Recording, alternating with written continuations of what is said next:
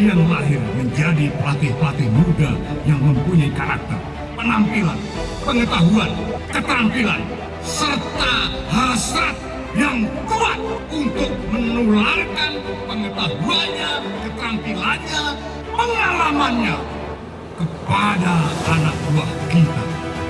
Di militer itu bukan hanya loyalitas karena hierarki, tapi loyalitas itu bisa ditunjukkan karena dia melihat pimpinannya itu pantas untuk diloyali, pantas untuk diberikan kesetiaan dan penghormatan, bisa dijadikan contoh dan teladan, agar mereka mempunyai karakter prajurit yang berani, militer, pantang menyerah, rela berkorban, setia, dan cinta terhadap keluarga, satuan, serta tanah air. Hari ini ada sesuatu yang sangat membanggakan bagi Hasanuddin.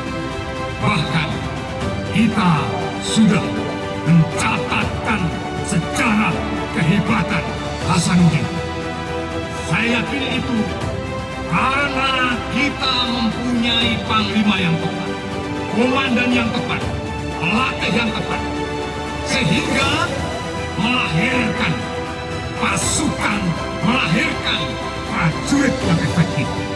5 hari kemarin, negara memanggil kita untuk melaksanakan tugas kemanusiaan, penyelamatan, dan pencarian korban pesawat yang jatuh di Gunung Bulusalam.